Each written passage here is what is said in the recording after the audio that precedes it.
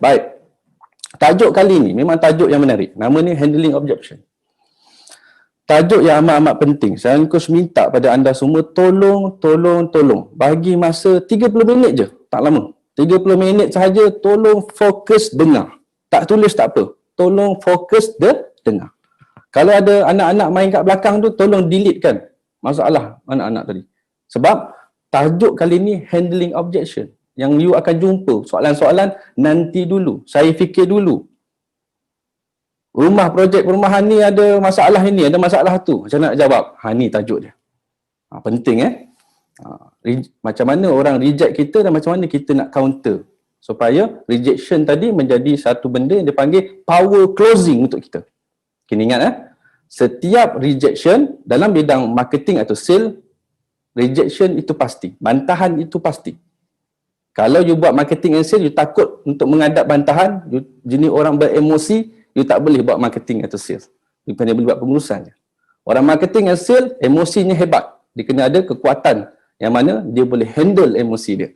Orang reject dia okey. Tapi kita tak nak ambilkan reject tu sebagai okey-okey saja.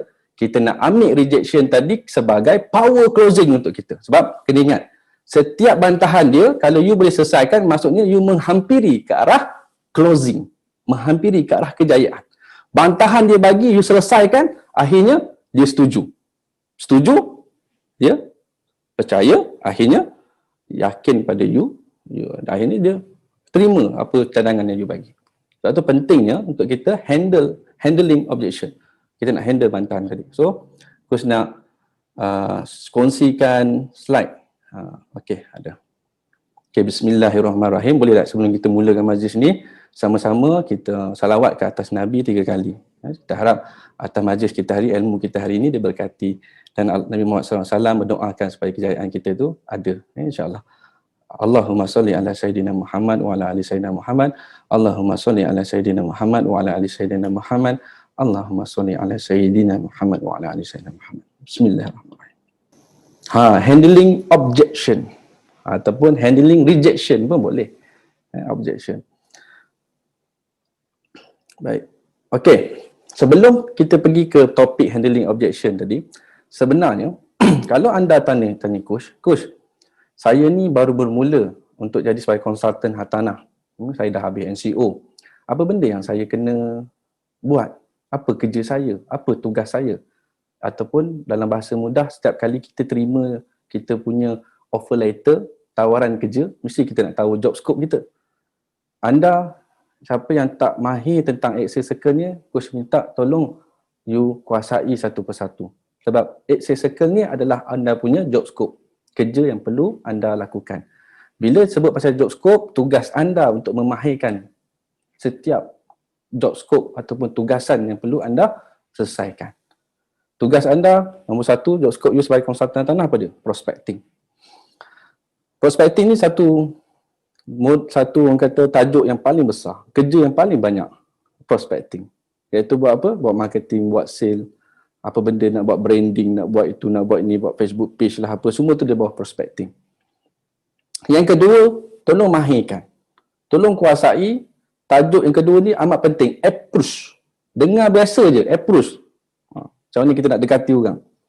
Nowadays, you hebat macam mana pun buat prospecting, run ads, you letaklah 3,000, 4,000, 5,000 atau 10,000 modal untuk marketing, tapi kalau you gagal approach dengan betul, habis, run up, rugi je. Orang masuk kedai, orang keluar. Orang masuk kedai, orang keluar. Contoh, you gagal memberi respon yang betul. Contoh contohnya, saya berminat nak beli rumah. Lepas tu awak tunggu sampai 2 hari pun nak jawab, habis. Ini approach, penting. Sekarang ni, kalau tanya Coach, apakah benda yang kenapa saya ni kurang sales? Kerana you gagal untuk kuasai teknik approach yang betul. Ni hari ni kita nak cerita pasal approach tapi Coach buka sikit-sikit. Okay. Yang seterusnya adalah fact finding. Kuasai macam mana daripada kita approach tadi, apa soalan yang sepatutnya kita tanya supaya kita dapat maklumat yang betul untuk kita analyse mana rumah yang dia boleh beli ataupun apa masalah yang dihadapi yang boleh you bantu. Fact finding. Tu kena kuasai teknik fact finding tu macam mana. Yang seterusnya, ini juga amat penting, appointment. Kadang-kadang orang ni hebat, database bersepah, kontak nombor banyak, tapi gagal untuk buat kerja dia sebab dia gagal untuk dapat masa orang untuk bagi pada dia. Nak dapat masa untuk orang bagi pada dia tu susah. Dia tak tahu teknik yang betul. Ini pun kena kuasai. Teknik appointment. Yang seterusnya, presentation. Ini adalah satu modul yang besar selepas prospecting presentation. Presentation ni, tugas kita konsultan memang tak lari daripada memberi penyelesaian kepada masalah dia. You kena buat presentation. You kena tunjukkan apa produk yang you ada dan you kena tahu apa masalah dia dan macam mana solution dia tu dalam proses presentation. Dan dalam proses presentation, hebat macam mana you present, kalau you gagal handling objection, habis. Orang tinggalkan macam tu. Buang masa daripada prospecting, approve, finding, appointment, presentation, lalas orang balik macam tu je. Sebab gagal menjawab soalan yang dia tanya. Okay? Ataupun kalau gagal jawab pun, jawab dengan cara tak betul pun, hilang trust, orang akan tinggalkan anda. Dan seterusnya, kuasai teknik closing. Teknik closing, macam mana nak dapatkan dia punya maklumat peribadi, apa borang yang kena isi, itu semua dalam bawah teknik closing. Macam mana nak minta IC. Okay? Dan seterusnya, jangan lupa power marketing sebenarnya dekat servicing. Okay? Servicing ni adalah salah satu tajuk yang ramai orang abaikan. Kebanyakan orang abaikan. Untuk mengatakan anda semua, coach hanya buat marketing dekat Facebook masa mula-mula dulu sebagai konsultan. 3 bulan je kita main Facebook untuk dapat contact number. Selebihnya, kita guna teknik servicing. Buyer get buyer, referral. Kita gunakan teknik A, B. A kenal B, B kenal C, C kenal D. Dah cukup untuk menampung aktiviti marketing dengan sale kita. Dah cukup dah. Mustahil kalau you jumpa seorang namanya Hafiz, Hafiz tu tak ada kenalan yang kerja kerajaan, kerja polis, kerja doktor, kerja hospital, kerja jabatan kementerian dan sebagainya. Mustahil. Ada. Cuma tak tahu teknik yang betul untuk bahagian servicing untuk dapatkan referral. Akhirnya rugi, buang duit dekat Facebook lagi. Itu masalah kita. Lalas kat Facebook tu kawan juga. Rupanya kawan sama kawan. Siapa biasa? Aku rasa biasa. Siapa ejen lama mungkin biasa. Kita pergi jumpa kawan yang ini, kita close kawan dia, tiba-tiba ejen kawan kita close kawan dia. Kawan kita contoh Rin close si Coach, tiba-tiba kawan Rin siapa dia? Pauji pergi close Eddie Hafiz. Padahal Eddie Hafiz dengan Coach kawan rapat. Itu biasa berlaku. Sebab apa? Sebab gagal buat teknik servicing.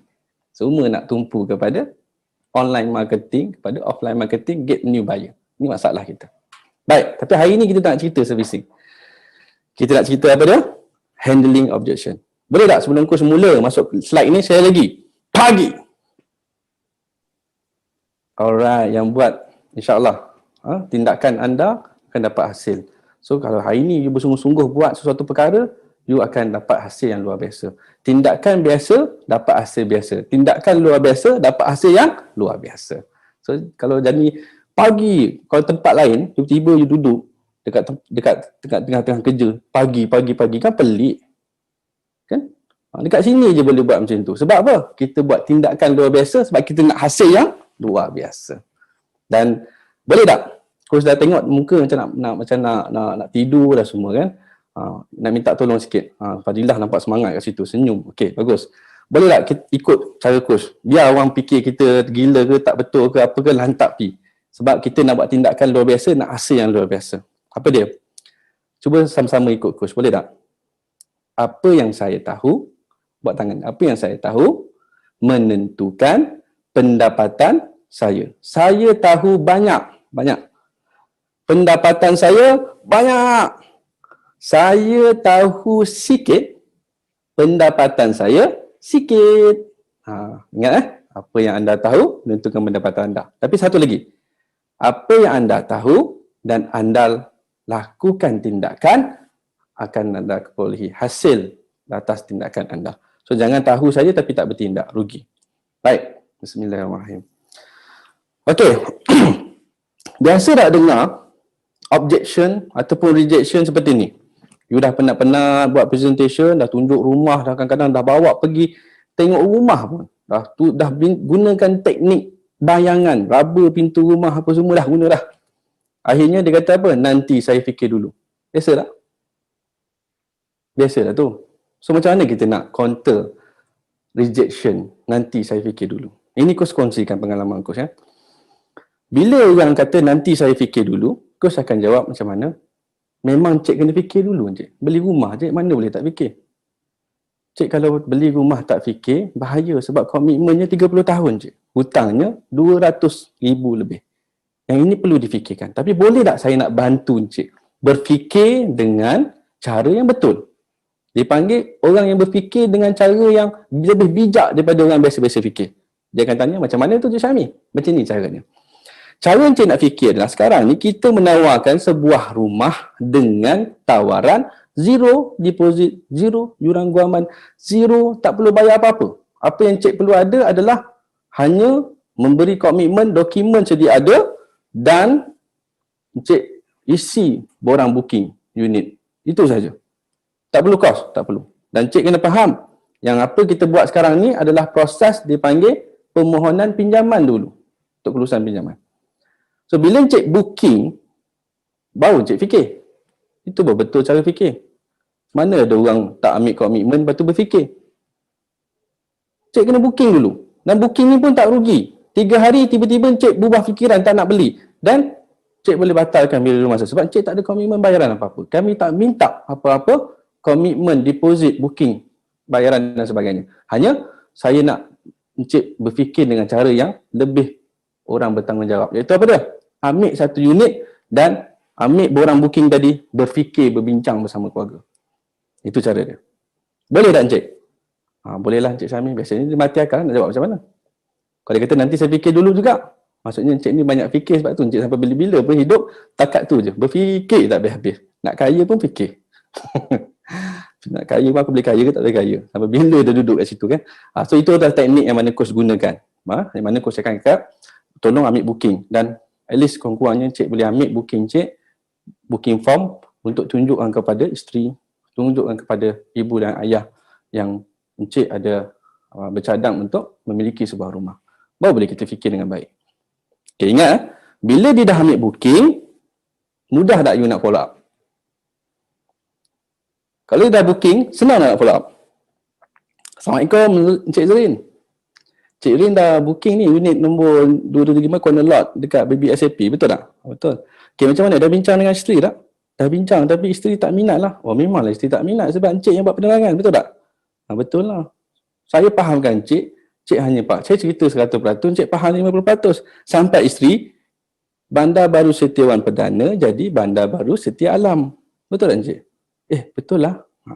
Dah nanya. Nampak tak? So apa you boleh bantu dia lagi? Boleh tak? Bawa isteri jumpa saya untuk saya bantu beri penerangan.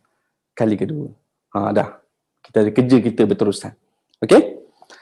Okey, soalan yang kedua. Biasa you akan jumpa rejection iaitu apa dia? Rumah tu jauh. Rumah tu jauh lah Encik Syami. Rumah tu jauh. Kalau rumah dekat, macam mana nak jawab ni kalau rumah tu jauh?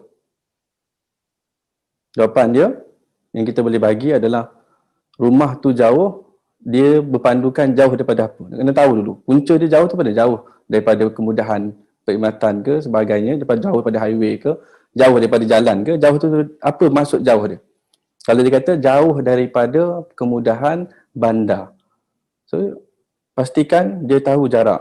Jauh ni, kalau 15 minit perjalanannya, kalau macam BBS, Bandar Baru Setiawan Perdana, jarak di antara Manjung dengan Bandar Baru Setiawan Perdana lebih kurang dalam 15 ke 20 minit. Tengok jalan mana you lalu. Kalau you lalu ikut Setiawan, 15 minit. You lalu ikut Air Tawar, 20 minit. So, 15 minit tu bersamaan perjalanan, kalau kita dekat sini, mana duduk Shah Alam, pergi ke Shah Alam KL 30 minit. Kalau sini, Sri Kembangan, pergi ke KL, lebih kurang 15 minit. Kita duduk di Sri Kembangan dan bandar kita di Kuala Lumpur hanya 15 minit ikut Max Highway. So, bagi bayangan yang dia boleh faham. 15 minit, 15 km. 20 km, 20 minit. Dan kalau dia dia anggap jauh sebab dia pengalaman pertama. Biasanya pergi tempat yang pengalaman pertama memang rasa jauh. Sebab tu kita kena ada Google Map. Ambil Google Map, setkan bandar, setkan dengan rumah. Tengok jarak dia macam mana. Okay? Gunakan teknik macam tu. Okay, soalan yang ketiga, biasa dia tanya, betul ke ada penyewa? Ni. Di projek perumahan dia nak beli rumah ni, betul ke ni rumah ni ada penyewa? Apa yang kita boleh jawab kalau orang tanya, kalau pembeli kita tanya, ada ke penyewa? Jawapannya, setiap soalan kena disediakan dengan fakta. Ambil populasi penduduk di setiap projek perumahan anda. Tolong kena pasti, kena buat study case. Populasi penduduk untuk di Setiawan Manjung, berapa ramai? Dan tolong tunjukkan, bandar sedia ada, siapa yang duduk? Jawapan yang baca kurs bagi adalah sekarang ni di Manjung ada lebih kurang dalam 20,000 unit rumah je. 20,000 unit rumah bersamaan satu rumah kalau ada 5 orang, ada lebih kurang 100,000 penduduk manusianya.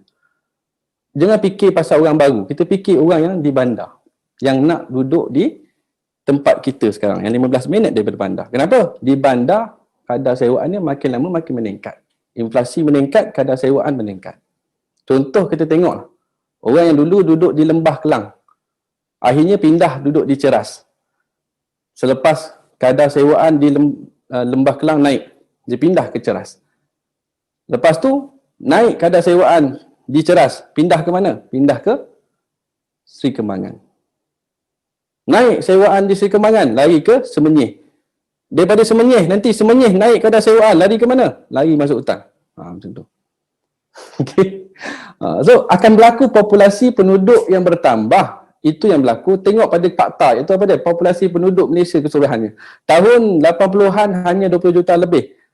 Sekarang tahun 2020, abad tahun 2020, sekarang 2021, dah ada lebih kurang 34 juta plus minus penduduk Malaysia keseluruhannya. Kenapa bertambah? Sebab orang sekarang ni kahwin pun dah tak kira bulan. Dulu kahwin 7 tahun. Sekarang ni tiap-tiap bulan pun ada orang kahwin. Tapi nasib baik PKP, sebab tu tak ada kena kahwin. Betul ke betul? So, bertambah penduduk. Bila tambah penduduk, tambah populasi. Bila tambah populasi, jangan takut dengan satu perumahan yang berdekatan dengan bandar sebab setiap bandar, setiap 10 tahun akan ada pentambahan penduduk dan akan berlaku perkembangan ekonomi dan akan berlaku penghijrahan orang ke tempat itu dan akhirnya memang akan ada keperluan kita rumah yang kita duduk, yang kita beli tu. Mesti ada keperluan. Cuma, macam mana kita nak tarik orang yang di bandar tu untuk sewa di kita? Di bandar sewanya 1,000, tapi you sewa 600 fully furnished. Contoh.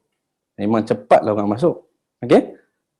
Perkataan untuk pastikan orang cepat sewa rumah kita, selesa. Itu je key dia. Pastikan rumah selesa, cepatlah orang akan masuk untuk menyewa rumah kita. Baik. Soalan yang keempat. Saya balik nak bincang dulu. Ni biasalah ni. Saya balik dulu, saya bincang dengan isteri. Kalau isteri, saya balik bincang dengan suami. Kalau anak, saya balik bincang dengan mak. Jawapan dia macam mana? Betul, saya setuju. Encik wajib balik dan bincang. Itu jawapannya. Dan, boleh tak saya bantu untuk encik bincang dengan lebih profesional.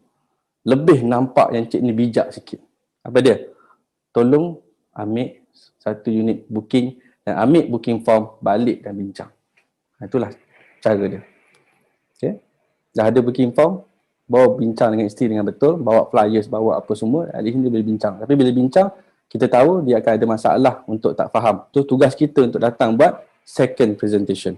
Sebab tu tolong pastikan teknik presentation tadi yang you akan belajar nanti, salah satu benda yang you kena faham, pastikan siapa yang ada power untuk buat keputusan. Contoh, si suami mesti bawa isteri. Si isteri mesti ada suami. Si anak mesti ada mak atau ayah.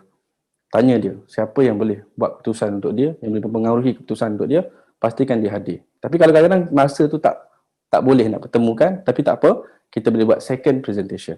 Okay? Biasa soalan yang seterusnya, selain ini, ada lagi yang lain ke? Ni biasa ni. Sebab tu coach kadang-kadang tak minat projek banyak, suka fokus pada satu projek. Sebab kita teknik kita buat nak bantu orang, semua orang kita tak mampu. Kita bantu orang yang boleh kita bantu. Sebab tu kita pilih satu masalah dan selesaikan masalah tu. Pilih satu golongan dan selesaikan golongan tu. Tak boleh nak selesaikan masalah B40, M40, T20, semua benda kita nak buat. Tak boleh.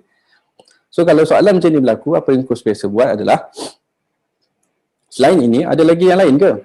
Jawapannya ada. Dalam Mudah.my cik, banyak pilihan cik. Ya, dalam Mudah.my, dalam iProperty, Property Guru, penuh dengan listing rumah. Tak perlu tanya listing saya. Listing yang dalam tu pun banyak cik. Tapi sekarang ni, berdasarkan daripada maklumat yang saya dapat pada encik, inilah rumah yang encik layak, yang sesuai. Ya? That's why, dalam proses presentation, tolong kenal pasti masalah.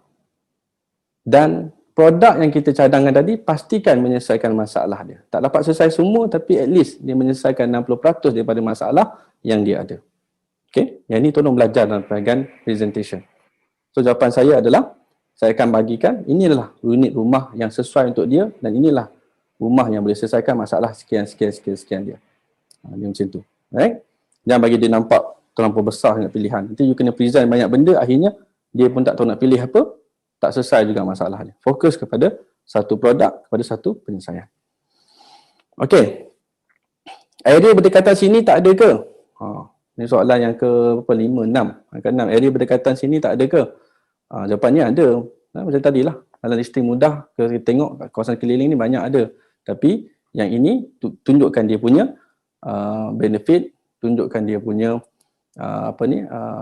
problem solver dia, apa rumah ni, apa benefit dia, apa dia punya kelebihan apa dia punya penyelesaian masalah dia, dan akhirnya pastikan yang jodoh tadi tu, inilah jodoh sesuai untuk anda. Rumah ni inilah sesuai untuk anda. Okey? Buktikan pada dia dan tunjuk buat pembandingan. Okey? Kalau ditanya ada kata sini tak ada ke, memang jawapan kena ada. Jangan kata tak ada. Itu menipu, tak boleh. Dalam teknik objection ataupun handling rejection, kita tak boleh wujudkan satu suasana yang dia tidak percaya pada kita. Dan jawapan tadi, jangan bagi jawapan yang kita tak tahu. Biasanya kalau orang tanya coach soalan yang coach tak tahu, coach akan jawab macam ni. Tak apa encik, saya kurang arif tentang soalan encik ni. Nanti boleh tak bagi saya masa untuk saya rujuk kepada saya punya ketua yang lebih berpengalaman. Saya rujuk kepada orang yang berkenaan yang lebih berpengalaman. Nanti saya kembali kepada encik semula pada esok hari. Boleh tak? Dia kan setuju. Okey, tak apa. Jangan pandai-pandai tembak soalan. Kalau tak tahu, cakap tak tahu. Kita buat rujukan, akhirnya kita bagi jawapan. Baik. Ini adalah teknik macam mana nak jawab handling objection. Tulis rejection dan bagi solution. Tadi saya bagi jawapan, harap anda semua ada yang tulis. Ada yang tulis atau ada yang record, nanti boleh tanya balik pada leader anda untuk dapatkan jawapan tadi. Okey. Timbulkan masalah, bagi fakta berkaitan hartanah, buka minda. Ini sebenarnya related kepada soalan ni. Nanti dulu saya fikir, tulis rejection dan bagi solution, timbulkan masalah. Okey. Bermain dengan emosi, hot button, intro bertenang dan kekalkan senyuman anda. Okey. Kadang soalan tak boleh jawab, jawapannya nanti saya dapatkan jawapan. Jadi saya akan rujuk semula. Jangan bagi jawapan yang you tak tahu, nanti you akan hilang trust, kepercayaan dia. Baik. Ini antara objection ataupun cabaran di kala sekarang. Kadang-kadang ramai orang yang mana terlebih pandai. Ada orang yang kadang-kadang dia ada dia punya pilihan dan pemahaman dia sendiri. Okey, ingat siapa biasa tengok Abid Liu, coach agak tertarik dengan satu benda yang dia maklum kepada coach, iaitu apa dia? Setiap apa yang kita lihat, yang kita buat keputusan, itu bergantung kepada bagaimana mata kita, bagaimana hati kita. Ada orang matanya ingin melihat ke arah yang negatif, dia akan nampak negatif dia.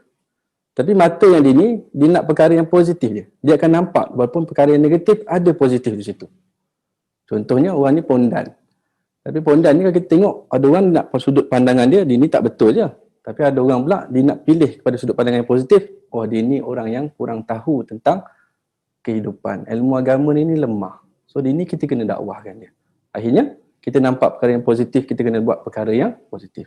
So, dalam kehidupan kita ni, tak lari daripada pelbagai pilihan dan sudut pandangan kita. Dan kita tak boleh salahkan pandangan orang lain. Kita kena setuju dengan apa yang dia tahu dan mungkin itu yang dia pilih. Tapi yang kita kena pilih dengan berdasarkan fakta. Okay, ini antara cabaran dia. Ada orang kata projek di Perak ni banyak rumah tak terjual.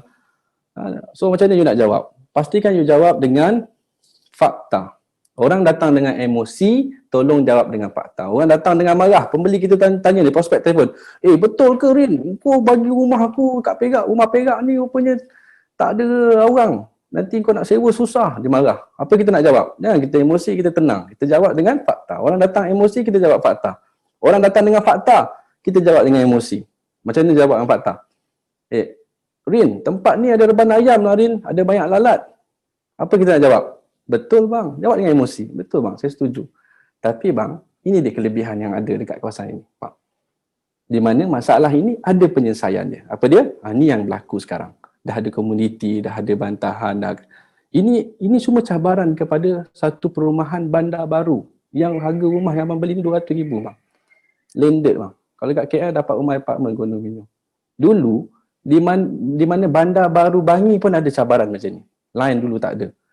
Tak ada cerita bandar baru Bangi. Bandar baru yang sekarang yang tengah megah, semua orang tahu. Apa dia? Puncak Alam. Dulu Puncak Alam, lain apa pun tak ada. Tapi sekarang, macam-macam ada dah. Semua laju, 5G apa semua. Kenapa? Pembangunan. So, bila orang datang dengan emosi, kita kena jawab dengan fakta. Sediakan fakta dalam setiap kali. Sebab tu kita kena master dalam setiap masalah tadi. Projek, kita kena study projek. Jangan study projek yang hanya positif je. Bahagian benefit je you nak tahu. Bahagian advantage saja. Dan bahagian infrastruktur saja yang you nak tampilkan. Tolong study juga tentang apa perkara-perkara yang negatif yang berlaku. Apa perkara masalah yang wujud dalam setiap projek perumahan. Supaya you boleh buat penilaian 80% masalah, 80% kelebihan, 20% masalah. Maksudnya betul lah itu. Kalau sempurna semua benda, dia terpaksa bayar dengan nilai yang mahal. Okey? Tapi kena ingat, setiap masalah ada penyelesaian. Kena fahamkan ramai orang. Setiap masalah pasti ada jalan penyelesaian. Cuma kita kena bersabar untuk menyelesaikan masalah. So, setiap apa yang berlaku, cabaran anda di luar sana, yang orang tentang apa yang anda tengah usahakan, percayalah yang mana manusia ada diberi dua sudut pandangan. Dia nak memandang kepada positif atau dia nak memandang kepada yang negatif. Kalau dia memandang negatif, negatiflah hasil yang dia cuba luahkan. Akhirnya kita jangan tidak setuju, kita setuju je. Sebab itu yang pandangan dia. Tapi kita ada pandangan kita tak? Ada. Dan cuba kita luahkan pandangan kita dengan profesional, tenang, dengan berfakta. Okey? Jawab dengan fakta dan pastikan pembahagian. Bila masa nak jawab emosi, bila masa nak jawab fakta. Orang datang dengan emosi, kita jawab dengan fakta. Orang datang dengan fakta, kita jawab dengan emosi. Okey. Dan pastikan perbandingan dan kelebihan. Perbandingan masalah dan kelebihan kena seimbang. Setiap projek tolong study apa kekurangan dia, apa masalah dia dan apa kelebihan dia. Dan tolong buat perbandingan yang you sendiri pergi study benda tu. Dan tolong kongsikan bersama dengan pembeli atau prospek anda. Jangan waktu dia dah sign baru nak cerita. Sebelum sign dah cerita dah. Cik, ini masalah dia tapi ini penyelesaian yang berlaku sekarang. Okey, kalau tak ada jawapan boleh rujuk kepada kami. Boleh rujuk kepada coach, yang coach boleh direct kepada pemaju. Ada apa-apa isu kembali kepada kami, kembali kepada AD akan maklum pada coach dan kita akan bincang dengan pemaju, dapat jawapan, kita akan terus langsung beri jawapan kepada anda. Okey. Testimoni pembeli sedia ada. Sekarang ni teknik nak jawab rejection juga, tolong sediakan senjata untuk anda. Iaitu apa dia? Dapatkan maklum balas daripada pembeli sedia ada yang gembira menggunakan perkhidmatan anda. Mudah je sekarang, buat Zoom meeting, record, dah settle. Kak, saya ada satu soalan kepada Kak ni, boleh tak bagi masa untuk saya nak record sebab saya nak kongsi kepada orang lain apa yang akak, pengalaman akak bekerjasama atau menerima dalam perkhidmatan saya kepada encik ataupun akak, sebut macam tu. Okey, dan recordkan. Sebab yang ini you kena bagi kepada bakal prospek anda supaya dia boleh lihat benda yang positif. Maksudnya ada orang yang menyokong kita. Maksudnya kita buat kerja yang bukan kerja yang tak ada sia-sia. Ada bagi elemen positif kepada dia. Bagi dia merasai yang benda ni ada orang yang dah beli, ada orang yang dah selesa, yang setuju, yang seronok menggunakan perkhidmatan kita. Dan akhirnya baru kita approach dia untuk bagi fakta. Baru dia tenang. Okey? Baik, jelas? InsyaAllah jelas.